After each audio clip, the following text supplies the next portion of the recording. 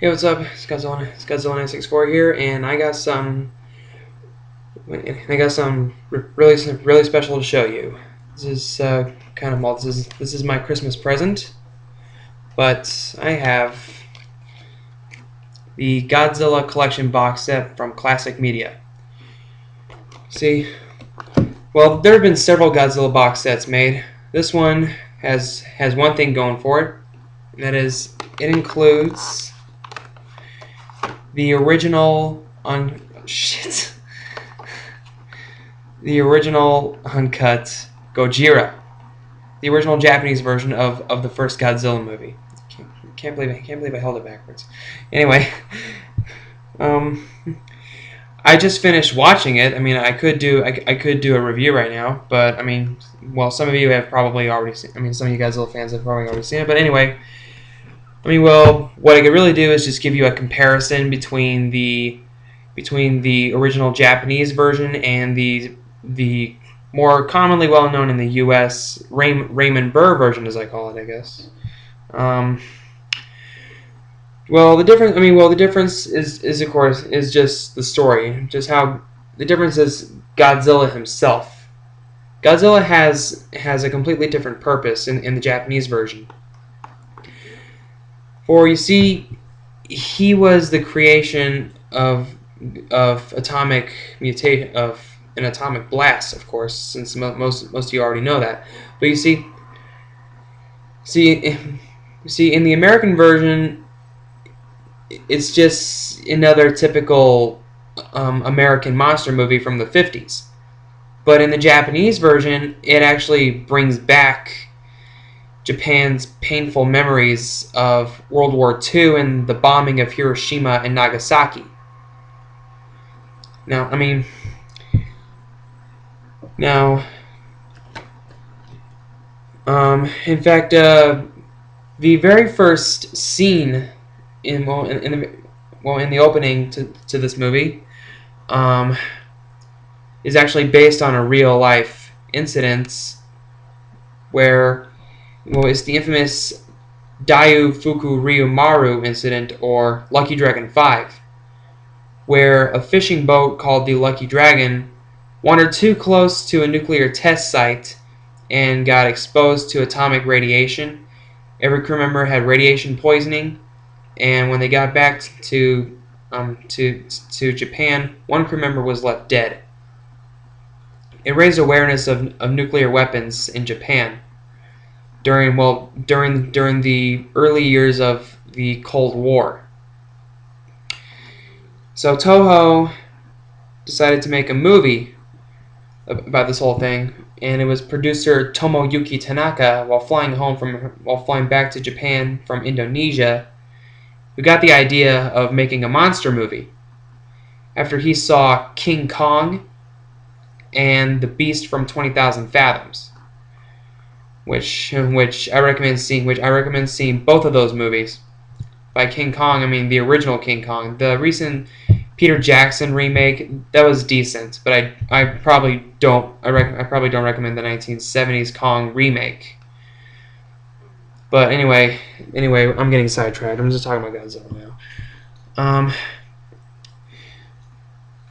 Well, a little trivia about the first Godzilla is that well, I actually realized it was actually nominated for the Japanese award for Best Picture, but well, it lost to an Akira Kurosawa film.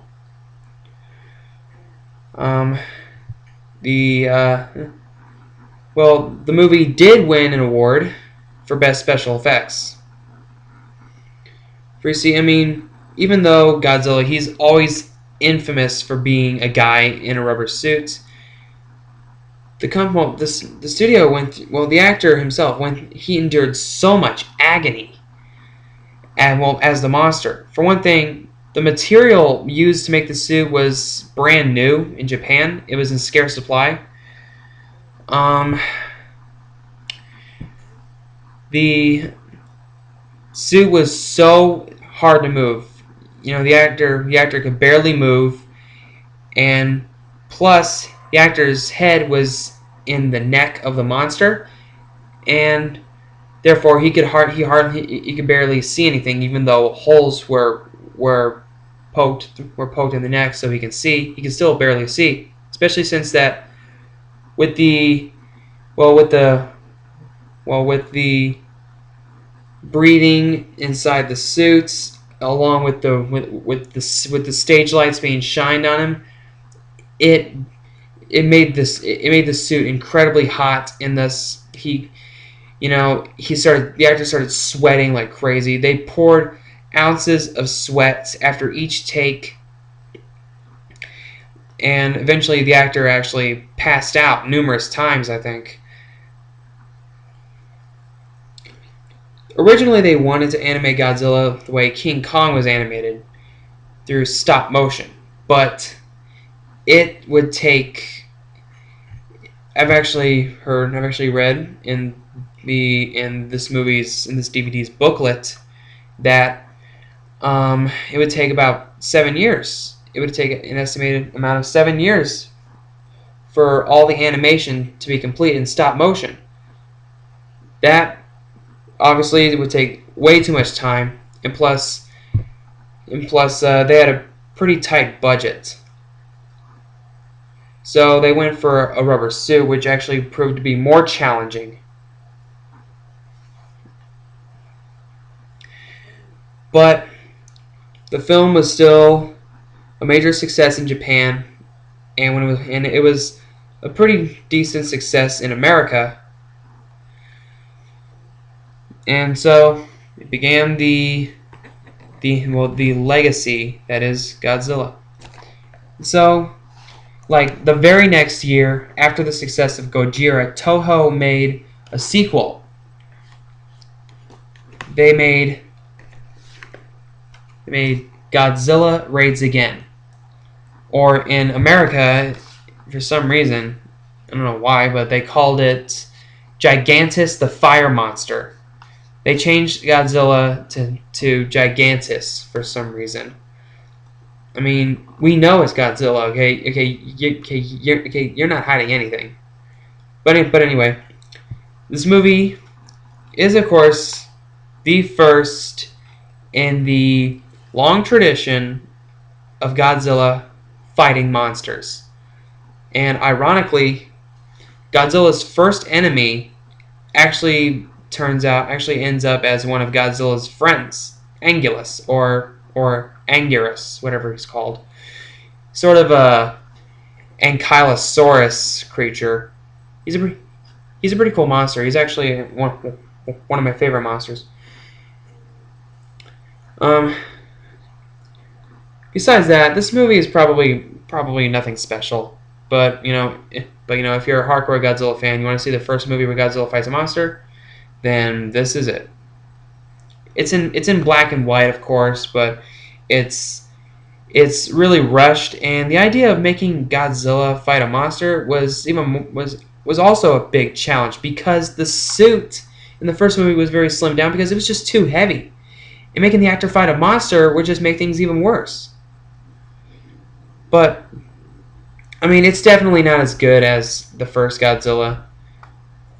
But again, this is just something for the hardcore Godzilla fans. Well, here's a little bit of trivia.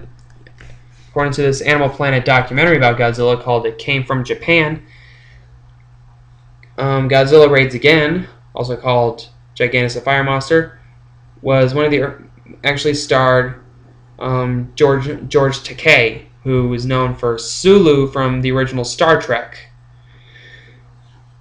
I mean, I'm not a Trekkie or anything, I just know that.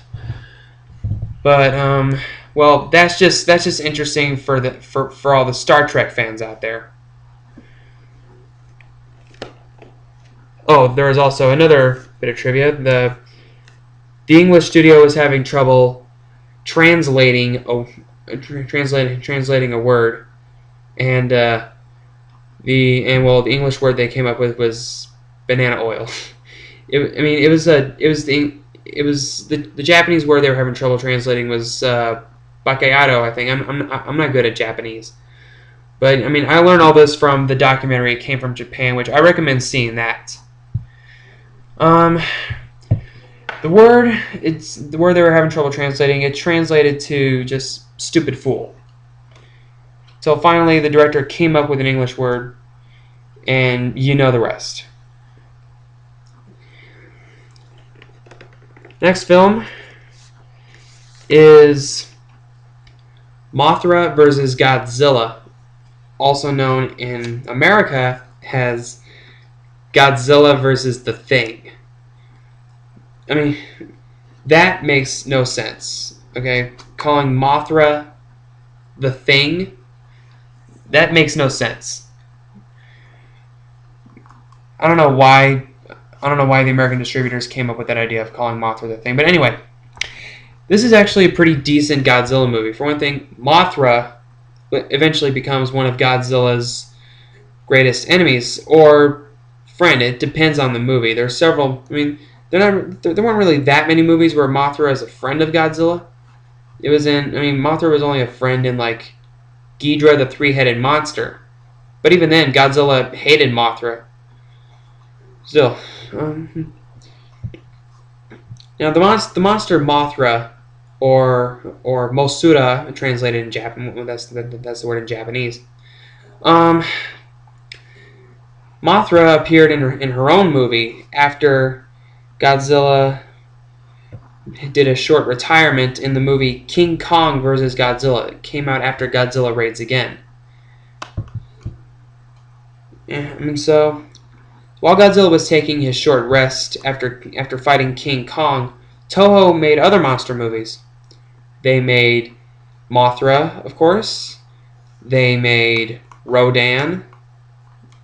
They made movies like The Mysterians, which The Mysterians has one thing.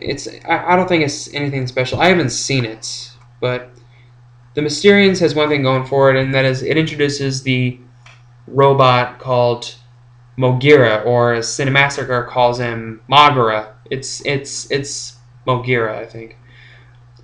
Mogira later appeared in Godzilla vs. Space Godzilla.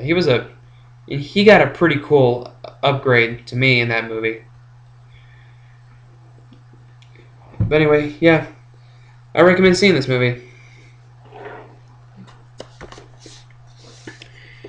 In the next film, it comes out directly after Mothra vs. Godzilla, in actually the same year, 1964. Ghidorah the Three-Headed Monster, or as it says in the front cover, Ghidorah the Three-Headed Monster. Well, some people call him Ghidorah, some people call him Ghidorah. He's mostly well known for being called King Ghidorah, the King of Terror, as he's been called in Rebirth of Mothra 3. King Ghidorah is well known for being Godzilla's arch rival. He's like King Ghidorah is to Godzilla what the Joker is to Batman, basically. You know, I mean, I've actually seen other movies that feature Ghidorah beyond this movie. It actually makes sense why he's called Godzilla's greatest enemy, because in Rebirth of Mothra 3, he's actually kind of responsible for the extinction of dinosaurs a little bit, sort of. But still, I mean, makes sense for Godzilla and Ghidorah to have a huge grudge towards each other. This movie also introduces Rodan in a Godzilla movie, and would forever be in a Godzilla movie. Rodan previously was in his own movie called Rodan. Rodan's another decent, another one of my favorites. Basically a mutated pteranodon who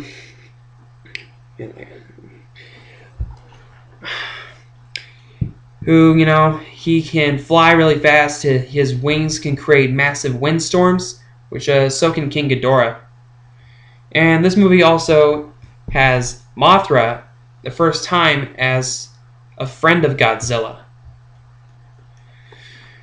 So yeah, this is also the only Godzilla movie, I think. Yeah, actually, it is the only one to have the aliens be the good guys. See, in most Godzilla movies, the aliens take control of monsters like Gigan or King Ghidorah and unleash them on Earth to destroy the world, so they can take over Earth because no other planet suits them, kind of like in War of the Worlds. And well, the only thing stopping them is, of course, Godzilla. But this movie, the aliens are there to warn the humans that King Ghidorah is coming, as they take control of a princess, as they use her voice to speak to the people of Earth that a monster called King Ghidorah is coming, and they have to unleash Rodan and Godzilla to stop him. Of course, they don't listen, and then Ghidorah comes, and then Godzilla and Rodan awaken. They fight each other. They fight each other at first until Mothra comes in and tries to convince them that a monster called King Ghidorah is attacking and destroying the world. But Godzilla and Rodan don't listen because they're like, why should we help human beings? They're always trying to kill us. So what's the point? Until then, finally, Godzilla sees Ghidorah and he's convinced. And this was the movie that changed Godzilla's persona into, instead of a deadly force of destruction, now a hero, a defender of the Earth. But his character is still shown as not really liking humans. The next film is Invasion of the Astro Monster, also called Godzilla vs. Monster Zero. I kind of describe this as like Godzilla meets Star Trek. It's got a few Star Trek-like things going for it. I'm not really sure what it is. I mean, again, I'm not a Trekkie, just so you know. But this does have a few things that sort of remind me of Star Trek. I mean, this movie takes me, well, okay, you know what, okay, I think I'm running out of time. But it's just basically, Godzilla fights Ghidorah for the second time, but without Mothra. Instead, Rodan accompanies him. And this movie also establishes aliens being the villains, as these aliens take control of King Ghidorah and Godzilla and Rodan, and they unleash them on Earth to destroy the world, of course. But then later, the humans free Godzilla and Rodan from their control. They fight Ghidorah, and there you go. And well, this box set doesn't have a bunch of the other movies that follow. See, the movies after Godzilla, after Invasion of the Astro Monster, are Godzilla versus the Sea Monster, Son of Godzilla, Destroy All Monsters, and then finally in this box set we have All Monsters Attack, also called Godzilla's Revenge. This is without a doubt the worst Godzilla movie ever made. I mean, for one thing, this is a weird movie.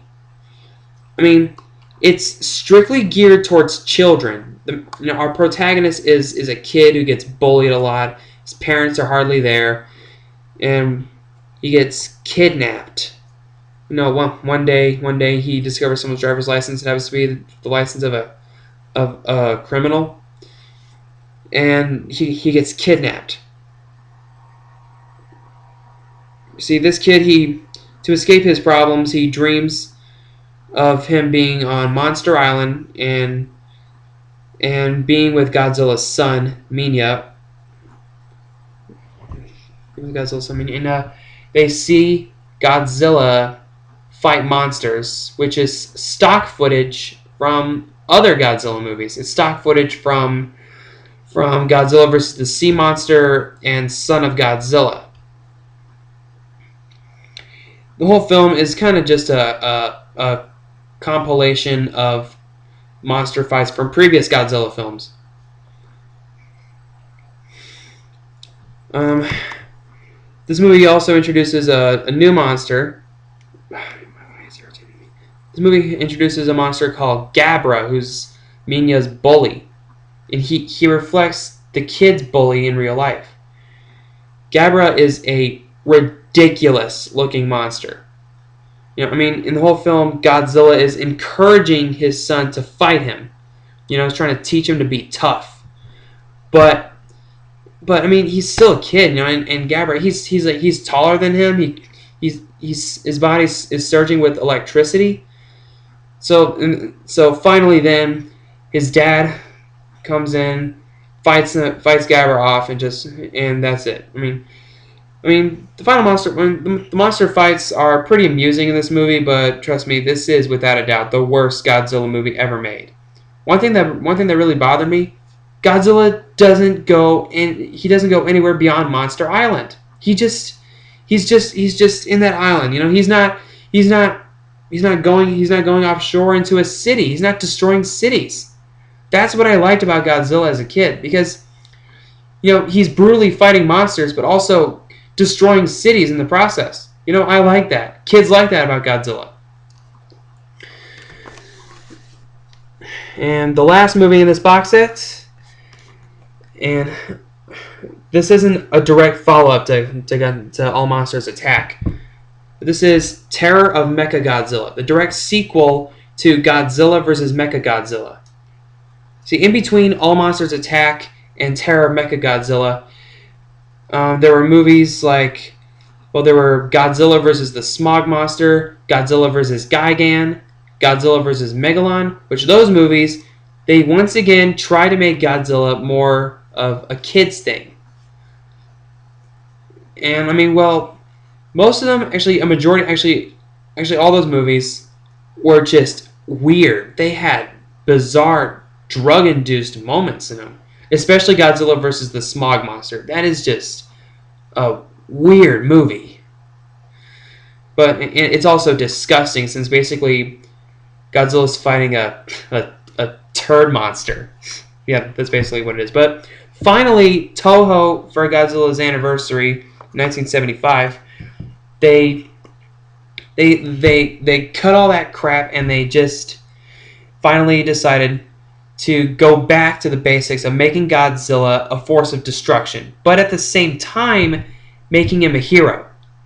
So they made Godzilla vs. Mechagodzilla, and in the first half of the film, Godzilla is going on a rampage, destroying cities again, but we later find out that it's actually a fake Godzilla. It's a mechanical Godzilla. There's Mechagodzilla. And the movie it's really cheesy, of course, like most Godzilla movies. It had a direct sequel called Terror of Mechagodzilla. And again, this is nothing special to me, I guess. It's just a recap. It's just a rematch between Godzilla and Mechagodzilla. But this time, in the first film, Godzilla had an ally. Godzilla had the upper hand. Godzilla fought Mechagodzilla with the accompaniment of a monster based on Japanese folklore called King Caesar. King Caesar, he's a monster based on these lion-like creatures that you find in Japanese temples. But in this movie, Mechagodzilla has the upper hand. Mechagodzilla has an ally, a monster called Titanosaurus. And I remember renting this movie a lot as a kid. But besides Godzilla's enemy getting the upper hand, this movie is, that's the only thing special about it. But still, it's a pretty decent film, and it's the conclusion to the Godzilla Showa series, his original series. This movie's from 1954 to 1975. So overall, with this box set, I think I highly recommend getting this box set. This has the original Japanese dubs of a couple Godzilla movies, which I'm more into doing that instead of listening to the listen to the obnoxious dubbing. I think I think the subtitles is a lot better. But the main reason why you should get this is because of Gojira, the first God. Because if you want to see the very first Godzilla movie ever made, without Raymond Burr, of course. So that's it.